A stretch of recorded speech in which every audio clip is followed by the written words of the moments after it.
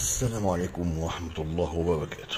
أعزائي المشاهدين، أهلا ومرحبا بكم في قناتكم تابع بالمعاطي وممنوع من العرض. فيلم الليلة صلاح نصبي رجل صحفي جريء جدا، وكان عامل حملة جامدة جدا جدا جدا ضد تجار العملة في وقت الفيلم اللي بتدور فيه احداث الفيلم. وكانت بنته يسرا كانت متجوزه من عزت العلايلي، فمن كتر بقى كتب في الاعلام بقى، وهو اصلا قناص بقى بيحب ضرب النار في النادي والكلام من ده. ف تجار العمله اياميها كانوا ايه في حكم الايه الديكتاتوريه، او هم فعلا اللي ماسكين زمام البلد. فعلا هم دي حقيقه والله، هم اللي كانوا فعلا ماسكين زمام البلد. كل عملاتنا وكل تجارتنا والاستيراد اللي اتفتح والتصدير، ولما قالها السادات اللي مش هيختني في عصري لن مش هيشوف مش هيختني تاني. فعلا دي حقيقه، دي حقائق فعلا، يعني حقائق يعني مصدقه. الفيلم فيه كتير من الاحداث اللي يعني المروعه، اللي فعلا تصدمك. الراجل هيخشوا عليه، هيروح الاول يهددوه الاول في البيت، عصابه كبيره، وبدل ما يعني يقتلوه، لا خلوا البيت وبنته معاه يسرا، وجايب معاه 10 رجاله ولا بتاع، ومصور، وقدام عين صلاح النصبي يتبادلوا عليها الاغتصاب. ويعني تخيلوا بقى، يعني باظت بمعنى كلمة باظت الدنيا. يعني مش ممكن. مشاهد الرعب بصراحة اتمثلت في قمة الروعة، في قمة أنا حاولت أجيب لكم يعني أقص الأحداث، بس هجيب لكم حتت يعني هتبان بعد كده في الأحداث، هتشوفوها. هي دي أحداث بقى، ده ما بعد الاغتصاب. وفي الاخر الراجل قتل نفسه، صلاح النصبي قتل، يعني سابوه، قام واخد، كانت بنته جايبه له هديه مسدس، خده موت بيه نفسه. مش عارف يعمل ايه، شاف بنته قدام عينيه، و يعني فعلا فاجعه من اقوى يعني المصائب اللي يا رب لا يبلى بها حد من البشر يعني.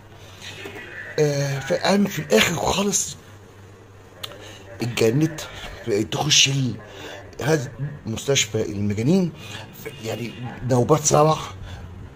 في الاستاد بقى رجع مين من بره، زوجها بقى عزت العلايلي، عايش بقى في الدور ان هو هينتقم لحماه، وطبعا دي مراته. ويعني ازاي يحصل الكلام ده انا دايما كنت احذره من الناس بتوع العمله، وهو اصلا رجل استثماري كبير جدا جدا جدا في موضوع العمله وتجاره العمله. الدكاتره هيقولوا له لازم تاخد مراتك وتطلع بقى وتغير جو. كانت الممرضه بتاعتها كانت الهام شاهين، وبنت عم اصلا عزت العلايلي، هتروح معاهم. شوفوا يا جماعه بقى قمه يعني العبث يعني كل ما تبص من البلكونه هتلاقي في واحد بيدفن حد. القايم بقى بالدور هنا ببراعه، قمه البراعه. عايزكم تسمعوا الفيلم وتشوفوا الكلام الجميل جدا جدا اللي بيطلع من البارع والمبدع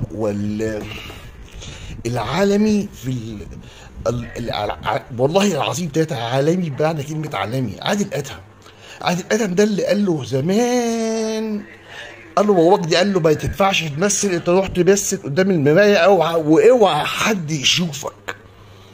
سبحان الله. مثل وكان عامل بدور هايف كده مع دور فؤاد المهندس في فيلم هايف جدا في دور، ودور هيافه. سبحان الله. لا، اصبح له اعمال وحاجات مش ممكن تصدقها انها اعمال بالبراعه دي. لا نسأله بس شيطان يعظ يعني وكلماته بقى يا ابني، والصبع اللي بيوجعني مش عارف ما عالجوش، لا اقطعه واستريح منه. كلمات الجميله. طبعا عز العلايلي بقى دي لحظات الرعب. بصوا يا جماعه، يعني بصات الاب شايف بنته اكتر من 10 رجاله يقلعوها كلها ويغتصبوها. انا حاولت يعني شوف بصوا المنظر، يعني رجول يعني. وشايف الراجل، بص النظرات فعلا يعني من اقوى، مع ان صلاح نصبي الدور بتاعه صغير جدا يا جماعه في الفيلم ده، بس على قد ما هو صغير على قد ما هو فعلا قوي جدا جدا جدا جدا، واداه بابداع. الراجل اللي بيبوس ده وبيعمل القصه دي والله فعلا ايه، احسن فعلا المخرج او المؤلف اختياره. بيفكرنا بفيلم الكرنك بتاع سعاد حسني، يلا واللي هجم عليها وتهجم عليها. بس ده المشاهد دي لو شفتوها اجمد مليون مره من، يعني انا بدعوكم والله لازم الفيلم ده تشوفوه. فيلم بستان الدم ده فيلم قمه الروعه. مشاهد لا تتخيلوها، والله لا تتخيلوها فعلا. يعني مخرج وجميل، ما تعدتش الحدود وكل حاجه، بس ايه، انت حسيت بواقعها، حسيت بالواقع.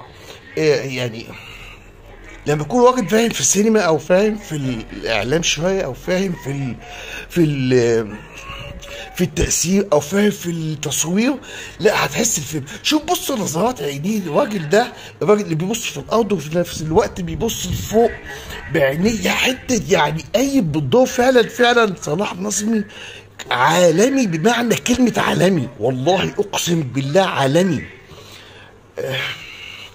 وفي الاخر بيسموه ازاي، خد الصور دي تعجبك، يقوم راجل بحسن نية، مش لا حول ولا قوة له، ويسيبوا ويمشوا وياخدوا من عنده الأدلة اللي كان هيرفعها ضد الناس تجار العملة، وهيمشي وبياخد المسدس كان بنته جايبهوله ده ويموت نفسه. المهم عزت عليه لما ايه هيطلع مراته من مستشفى البنين وياخدها بره، هتفاجأ انها بقى كل يوم تفتح البلكونه بالليل تلاقي حد بيدفن حد في التربه، يعني في الارض، ودي جنينه اساسا تهب فيها الحقوني الحقوني الحقوني يا جماعه، ده في واحد اتقتل وفي واحد اتدفن ولازم تيجوا تشوفوه. فعايزه لا مفيش حاجه. ومن ضمن الحوارات ان هو الهام شاهين معاه ده هي متجوزها اساسا من وراها. هتفاجئ بقى هنا ايه، من قمه هياخدك المؤلف بقى من قمه يعني الحماسه بتاعت عزت العلايلي والدور اللي قام بيه ان هو يحتقم لحماه، فتتوقع ان هو هيسافر بره، وان عمليات الدفن اللي بتحصل دي هو اللي بيعملها عشان بيجاب الناس دي بره مثلا وبيدفنهم هناك، بيقتص من اذوا مراته. لكن المفاجاه الكبيره بقى المفاجأة الكبيرة والصادمة يا اللي بتدل على خساسة وندالة شخص باع نفسه وباع الدنيا كلها، ان هو كان بيكره من جواه الغنى والشهرة بتاعت صلاح نظمي، واللي كان فيه يسرى واتجوزها على هذا الاساس، وتعمد ان يكون في خارج البلاد في الفترة دي، واتفق مع بتوع العملة هم اللي يعملوا الكلام ده ويغتصبوا مراته ويبوظوها بهذا المنظر وقدام ابوها وعملوا كده فيه. تخيلوا يا جماعة يطلع الزوج هو اللي ابلغ. تخيلوا الكلام ده كان امتى بقى؟ في الثمانينات ولا في التسعينات والكلام، يعني احنا كنا بنشوف الافلام دي اياميها. طبعا دلوقتي بالنسبه لنا سهل، يعني شفنا الام اللي قتلت ابنها وكلته واكلته مش عارف ايه وسلقته، شفت. بس اياميها مش ممكن يعني ايه ده؟ ايه يا جماعه معقوله ده؟ انت كراجل تبص لنفسك كده، معقوله؟ وفي نفس الوقت هيحاول يوهم يسرى ان ايه، كل يوم في حد بيتقتل، في حد بيتعمل، وهي تنزل بقى تشوف مين ايه الراجل اللي مسك البستان. هتلاقي العالمي ده قال كلمتين في الحته دي يا جماعه، نفسي والله نفسي اجيبها لكم، بس هحاول اجيبها لكم والله في مقاطع صغيره بعد الفيلم، بجد والله هجيبها لكم في مقاطع صغيره بعد الفيلم، ارجو هجمعها لكم يعني في مقطع صغير كده، ارجو ان ينال اعجابكم. ويا ريت وهحاول والله اجمع المقاطع الشهيره دي. الفنان كبير قوي اللي انا فعلا بعتز بيه، عادل ادهم، زيه زي بالظبط زكي رستم.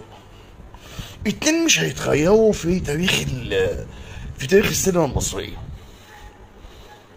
محمود المليجي بس انا اعتقد انه اعلى بمراحل. محمود المليجي عالي برضه، بس دول ادونا يعني ادوار لا يمكن خلقت لهم او ايه، او تجسست من اجل ان يجسدها هذين الشخصين. ايه الجمال ده؟ ايه الروعه دي؟ ايه الابداع بتاع عادل ادهم ده يا جماعه؟ هتفاجئ في الاخر ان ايه، عزت علي هو اللي كان بيوهمها بالناس اللي بتقتل والناس اللي بتعمل، وجايبها هناك بره عشان يقتلها ويرجع وياخد كل ثروتها. وطبعا الهام بالتعاون مع الهام شاهين وكده. هتفاجئ بقى الكلمتين اللي قالهم لها عادل ادهم. بص عادل ادهم هيخش عليه وهو اللي هينقذها وهيتروح بالمقص بتاع حته دي موتة يا جماعه. مش بص فعلا يعني قص. هتخش الهام شاهين مين اللي هيقتل الهام شاهين بقى؟ يسرى. شوفوا هتديها مش طعنه واحده ولا اتنين ولا تلاته، لا طعنات واحده اغتصبها 10 رجال. 10 رجال بيتناوبوا عليها بتصوير وحشيه غير ده، لو كلاب مش هيفترسوها بالمنظر ده. شوف طعنات طعنات طعنات طعنات في كل حته من اجزاء جسمها.